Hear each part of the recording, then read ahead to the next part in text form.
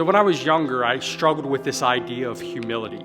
Like, I thought humility was like a wallflower, like you always kind of sat in the back, or you always kind of didn't put yourself forward, or you know, like God said, be humble, so why would you want to ever be out front?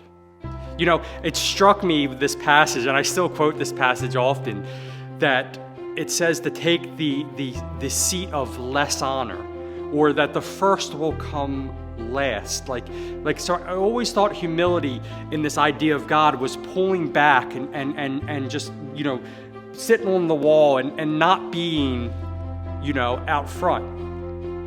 And I think that is such a disservice to what God is saying. This idea of humility is this idea that we don't boast in of ourselves, but we boast in the cross, as Paul will say.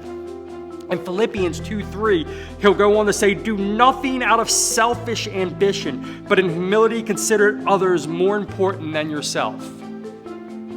The truth is, and the truth to me is, if we are doing everything for others, that we need to put ourselves out there. We need to be in control. We need to be in the front. We need to not be just passive and off to the side. We need to put ourselves out there, and we need not be that wallflower. Humility is not the idea that you are worthless. Humility is the idea of this power under control. We have the great and mighty God beside us, that we can do all things through Christ.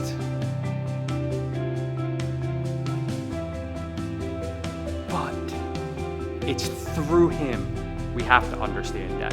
It's with Him that we have to be a part of that kingdom. It's with His power and with His presence that we are able to do things. It is not of our own.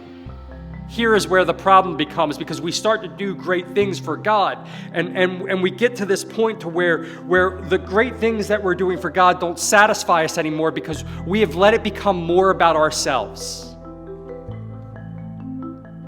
It is not about you, but you can do great things for Christ.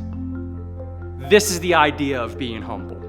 This is the idea of humility in the Spirit of God.